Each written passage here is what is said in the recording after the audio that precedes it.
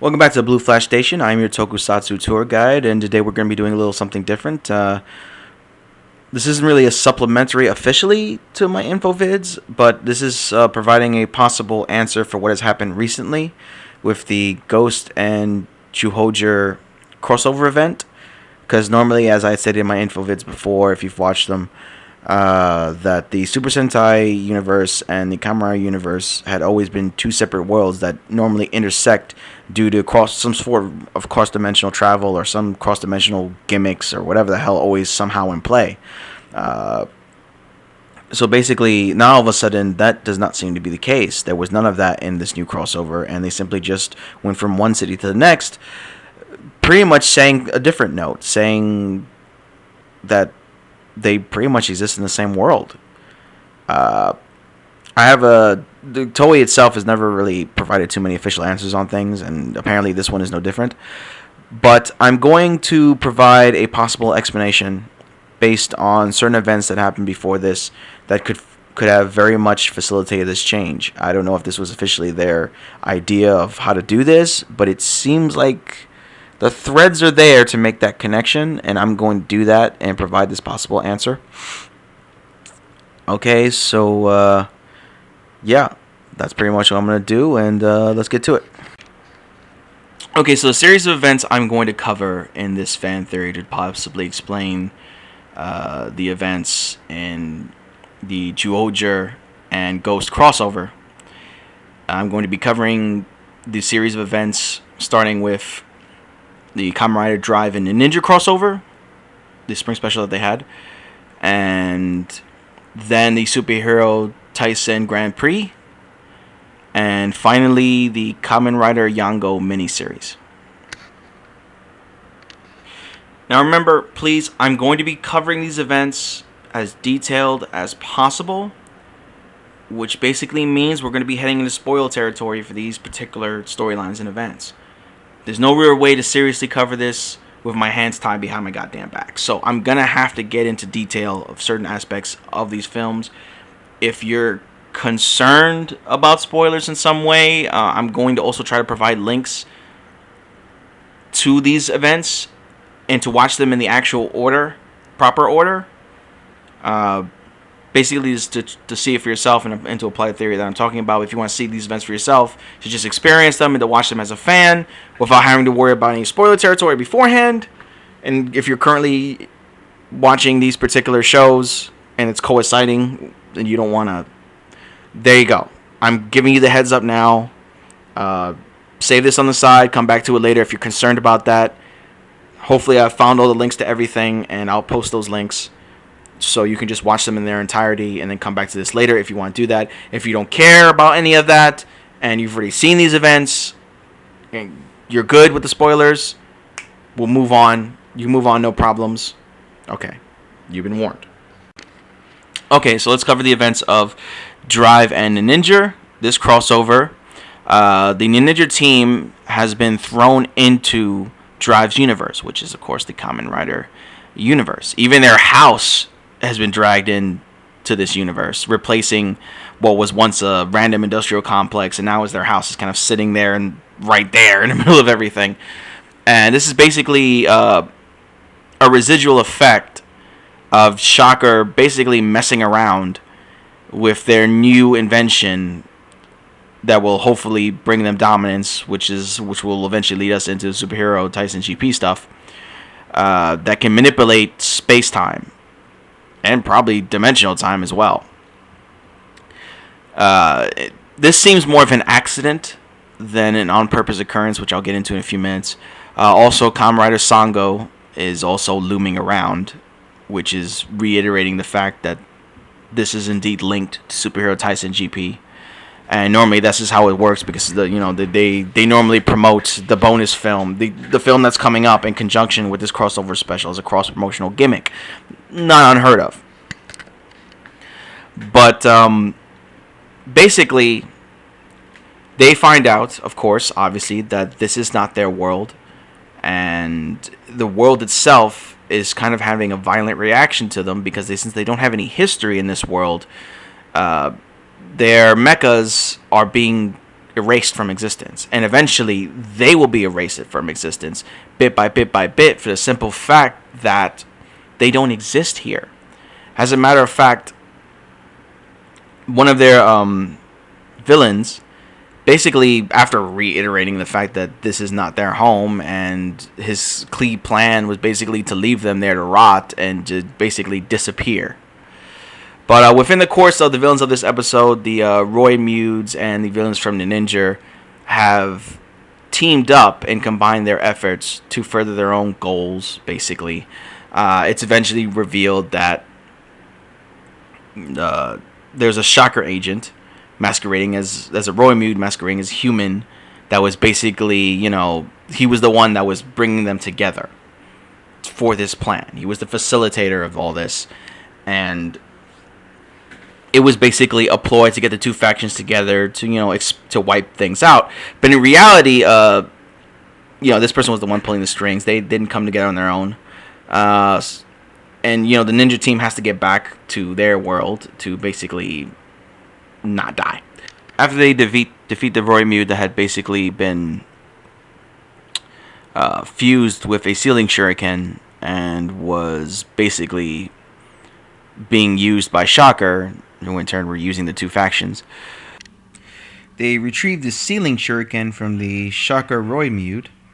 UFO Maro was somehow returned into existence and was removing the world's violent reaction to the Ninja team, and why it was kind of trying to erase them from history as an inadvertent effect. Now all of a sudden,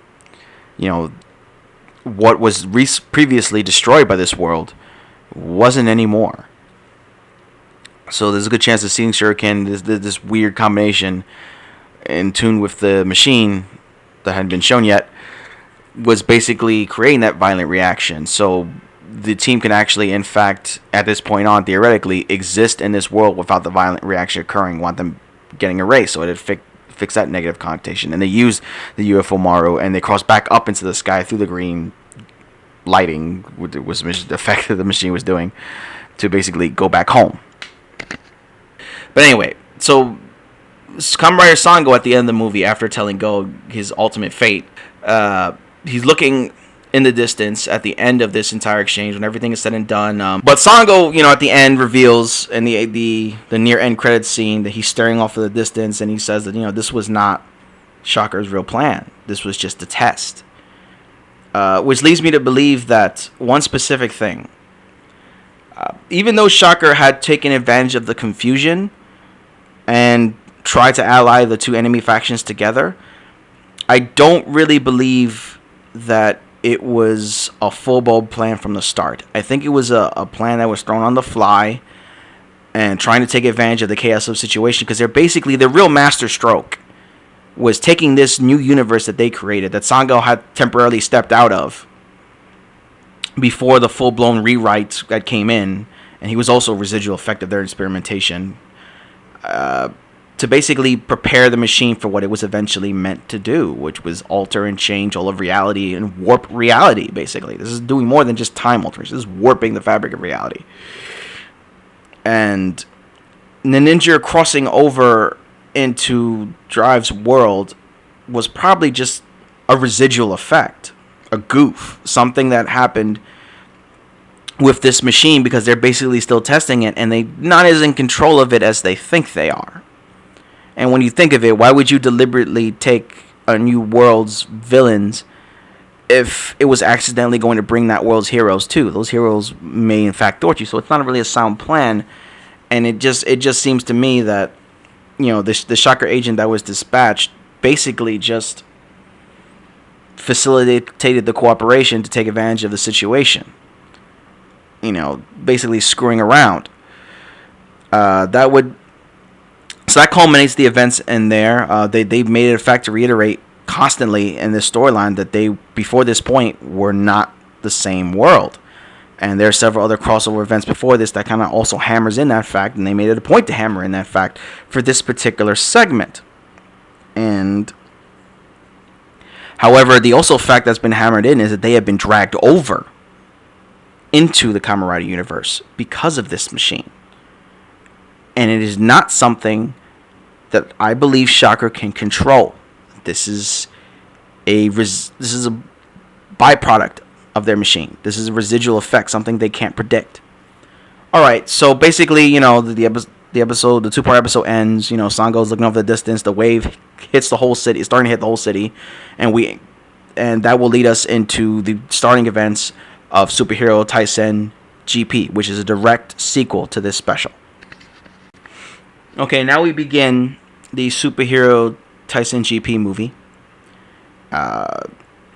Basically, we had started out this movie showing the new history that had folded, that Shocker had pre-designed using the machine that they had created back in the Ninninger and Drive crossover to basically use the machine to wash over the world and alter history.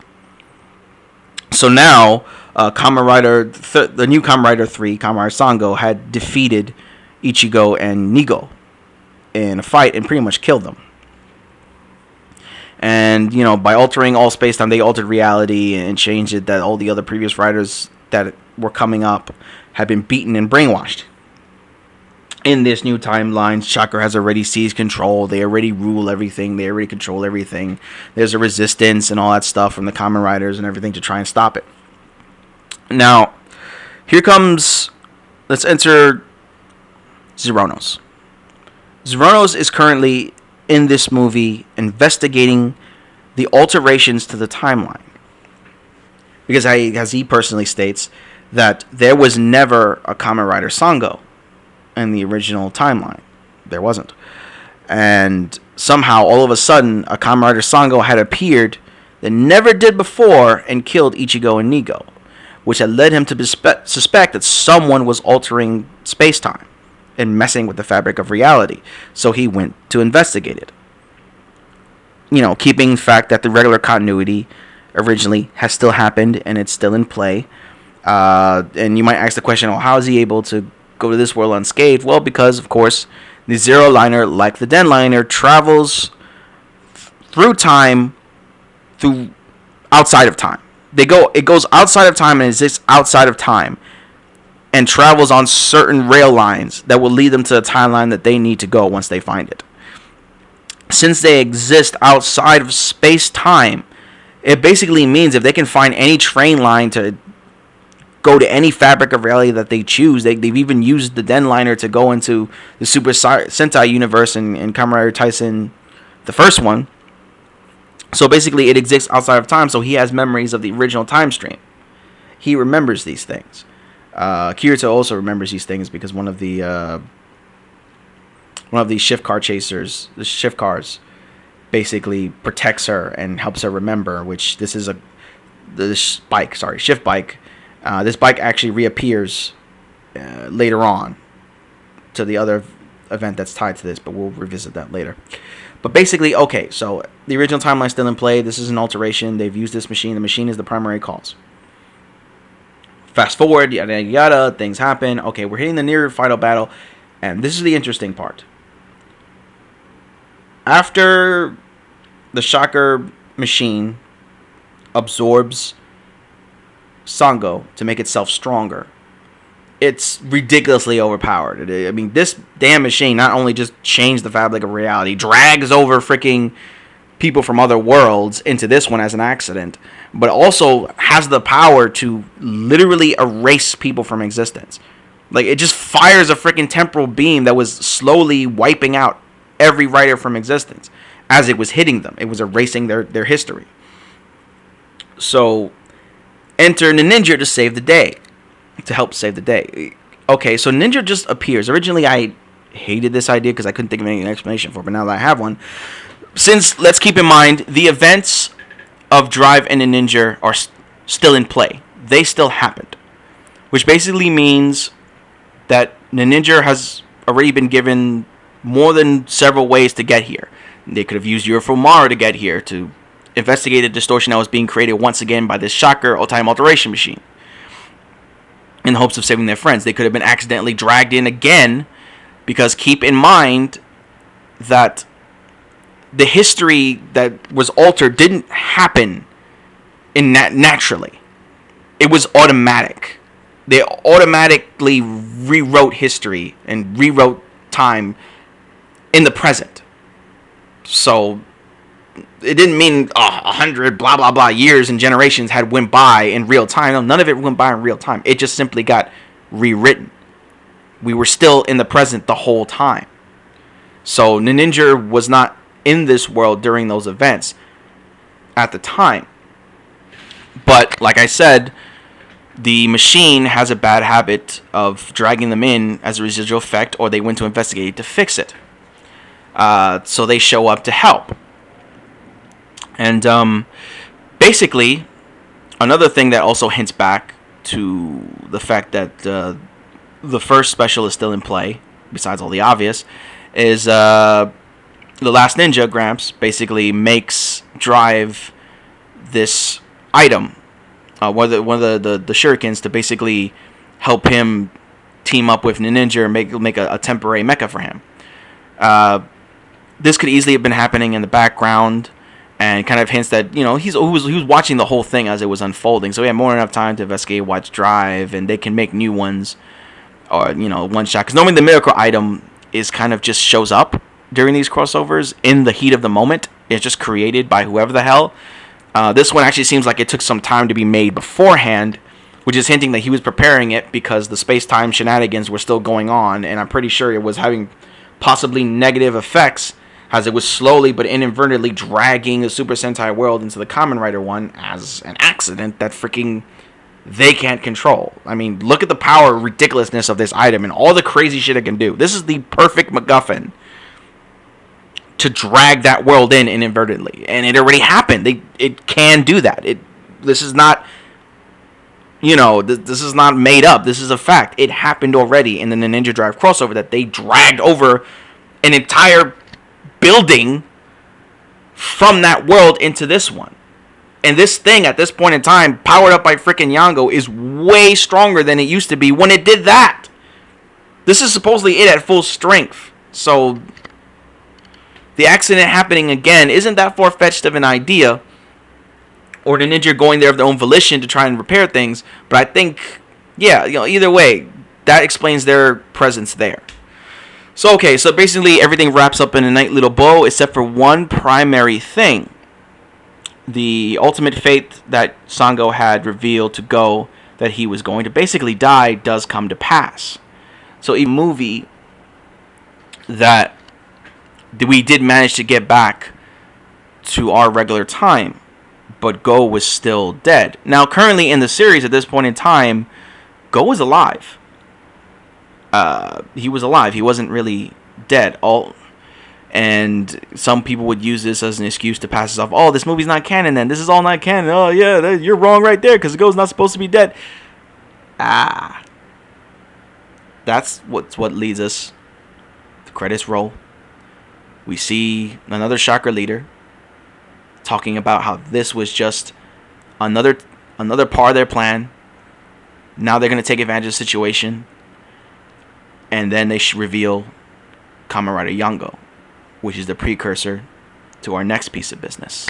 The miniseries Kamen Rider Yongou basically seems to me its sole purpose of being created was to eventually fix the situation of Go dying in the previous movie. This is directly linked to that movie. You see Yongou in the ending credits.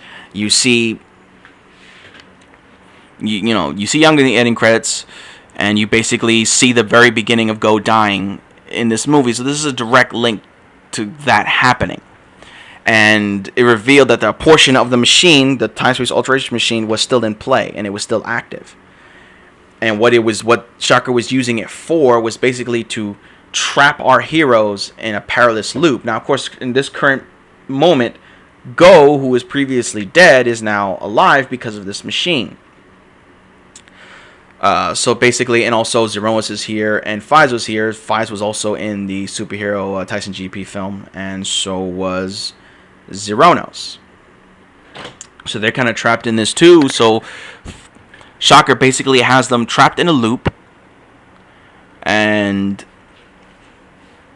the fact that they're trapped in this loop, basically evil Groundhog Day, where they're constantly fighting, going through the same day, and watching themselves die over and over and over again, fighting over and over again, trying to find a solution to escape, trying to find out what's really going on, and they're slowly becoming aware of the fact that they're going through the same day over and over and over and over and over again.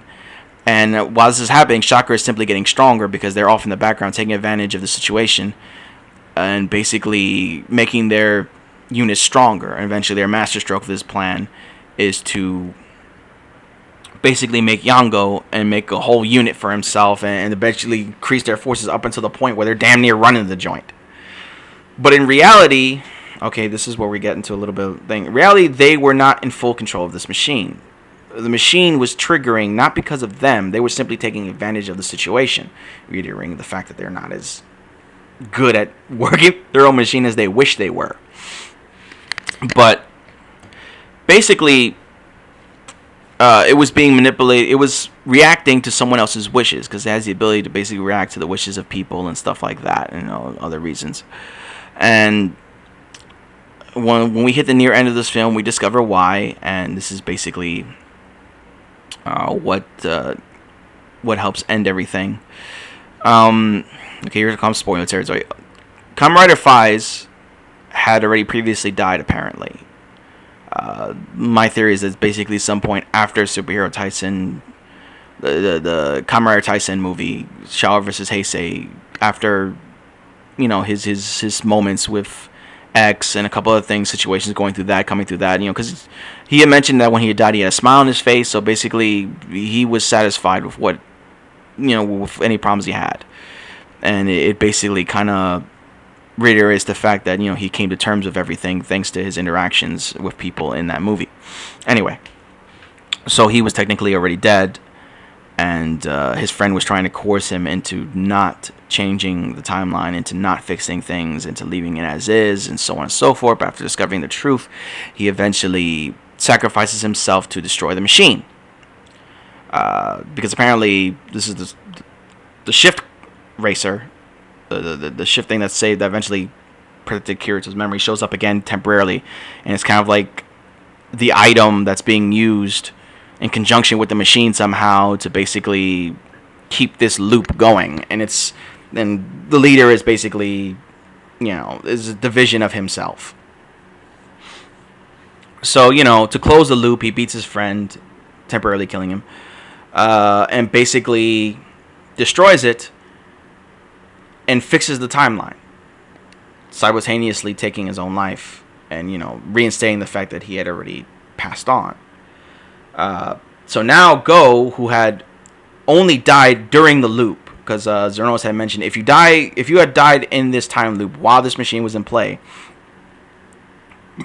it won't affect you once the timeline is restored, because it's a pocket dimension. So once the timeline is restored, the events that killed you didn't happen. But if you had died before the events, when the timeline had started being altered and reality started to be warped around, yada yada yada, you'd be gone. Okay. So at the end of it, they basically settle things and they fix everything. Go is back alive. The team is back together. All that stuff. All the things that happened had been, had been reset. The machine had been gone. Which basically brings back the movie and the Ninninger event back into continuity in line with the Kamen Rider Drive series. So that officially, when you accept that movie as canon, which it seems to be designed for the sole purpose of reinserting all the events into continuity, it pretty much solidifies the fact that you can take this for granted, and for sure, that the Ninninger Drive movie and the Superhero Taisen GP movie is continuity. It happened. Because they didn't care about continuity. Why would they create the Yongou film to set it straight? To verify that this all indeed happened.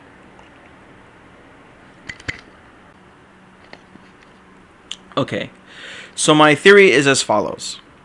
Because of these series of events, and because we know that the time alteration machine is this monstrous super MacGuffin that is ridiculously powerful, and has already shown as a fact that it can drag that entire ninja team, their home, even their villains crossed over, into the Kamen Rider universe. has a residual effect that Chakra can't really control. So the machine has a bad habit of reaching out to that dimension and snagging things. So after all these events that had gone by, and after the events of Yongou, after everything else, the residual effect of these events and of this machine's unpredictability, this machine has inadvertently dragged over the universe of Super Sentai and merged it with the world of Kamen Rider. Because before this event, it was constantly hammered in over and over and over again that there were two separate worlds. Okay, so if we go back, I'm going to take a look at this real quick. Go back to the first official crossover between Kamen Rider and Super Sentai. Further back to the Decade Shinkenger crossover.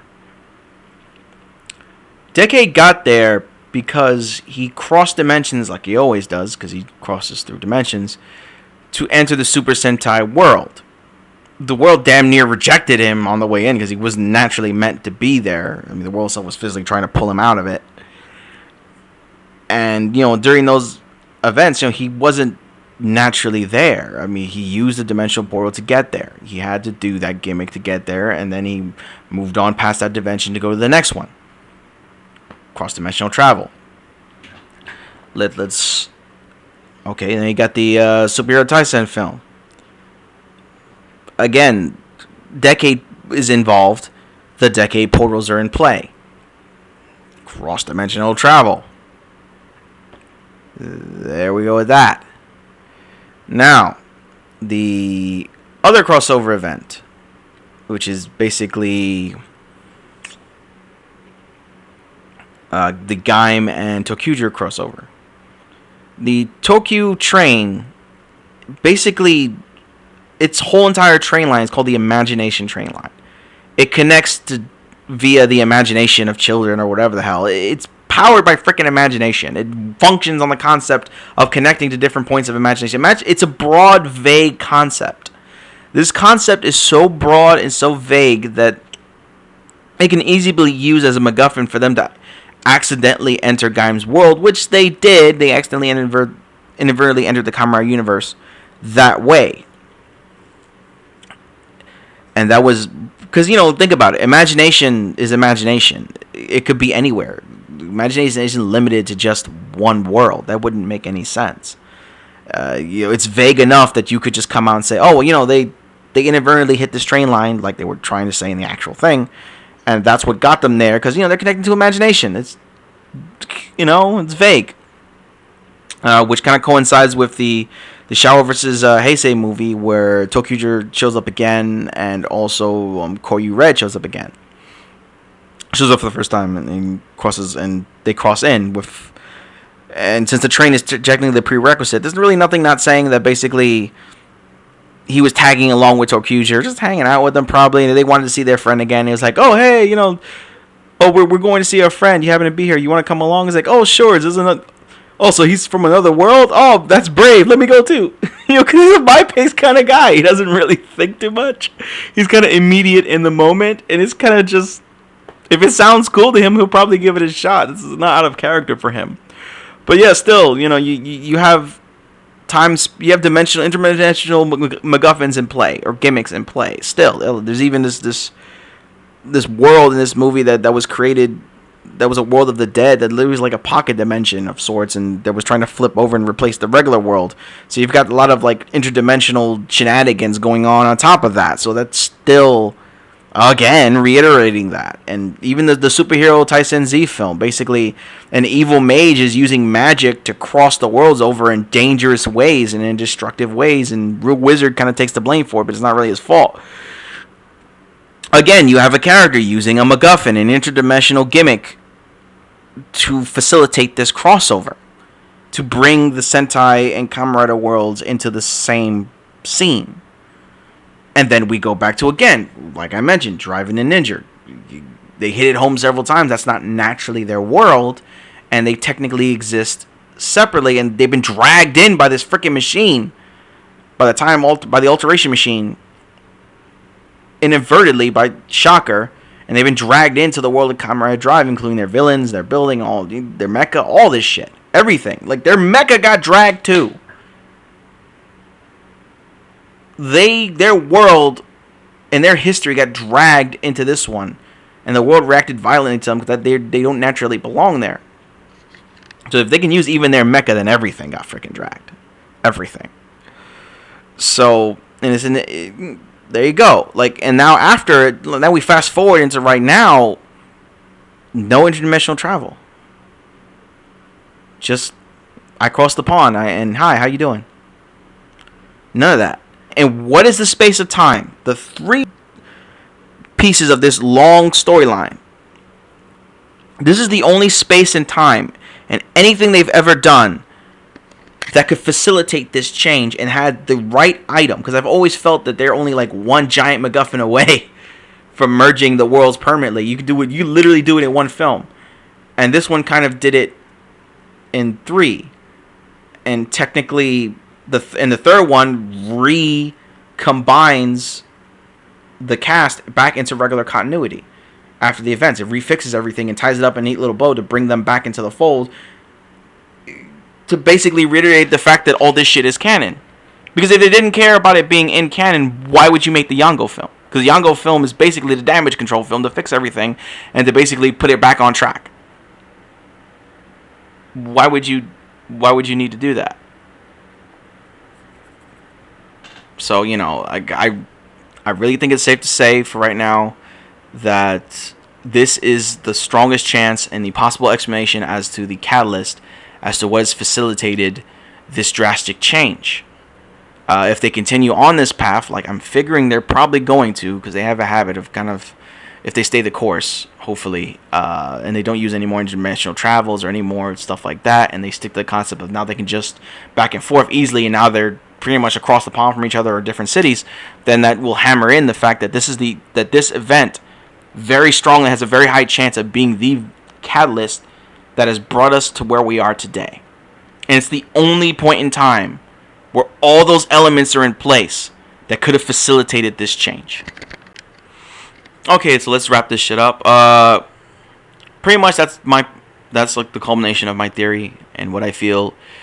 If they continue to stay the course like they kind of have in the past with the Metal Hero stuff and with Izuma and with Kikaider to a lesser extent and their interactions in the Kamen Rider universe, then it's a very safe bet that we're probably going to see a lot more spring specials, a lot more crossovers that's not going to necessarily need a long explanation or any form of explanation of time-space shenanigans to try to bring them together. Just going to simply be in the same world, cross cities, cross paths, across the pound, and bam, there you go.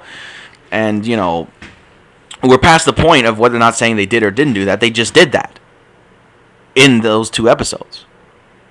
Watched them both. Like, I even rewatched everything. I rewatched all the stuff pertaining to the stuff I was covering over again just to make double sure. So I'm not talking out my ass when I say this one. But yeah, so I understand, you know, with most theories in life and most fan theories or whatever the hell it has its detractors. If you want to be dismissive of it, if you don't want to accept this, that's up to you. I can't control what you think, and I don't want to. But just as long as you need to understand something very specific, you can't tell me how I should enjoy what I watch. I don't turn my brain off when I watch things. I'm not dismissive of plot points. I'm not. If there's a possibility to critique something or make it better or try to fix any possible confusion so I can enjoy it more as a viewer, that's me. I don't turn off my brain when I watch movies. I don't just sit back and just let the entertainment, the bing bang boo ahs control everything. You know, I'm the different type of viewer. I enjoy it in a different capacity. So, you know, you have to understand that people enjoy things different ways. I didn't see anybody else tackling this issue. So I took it upon myself, and after doing the info events, I kind of had to. It'd be weird if I didn't talk about it. I don't want to leave people I've been trying to help out to dry, and that's not my style. If I do something, I'm going to do it fucking right. Well, I don't even get paid for this shit. I just do it because I feel like it. So, yeah. I think to bring that all to a close, that's how I feel about it. If they continue down the path like I figured they're going to, like they kind of have in the past with other things, when it comes, especially lately, then just apply this theory to these new crossovers. If you don't see any time space dimensional shenanigans, if they're pretty adamant that they don't need to do that anymore. If it keeps happening, give it a few more years. Keeps happening. Like I figure it's going to, but if it keep happening, if for some reason they pump the brakes and go back to the two separate worlds thing, in some official capacity, they hammer that in again, then that's more of their writing fuck ups. Doesn't really reflect on me much, because I'm just trying to provide a possible explanation based on what I've seen and based on what I know. But so far, it could be a safe bet that they're gonna stay the course on this one. Is it 100% possible? Nothing's 100% possible. Perfection is a lie.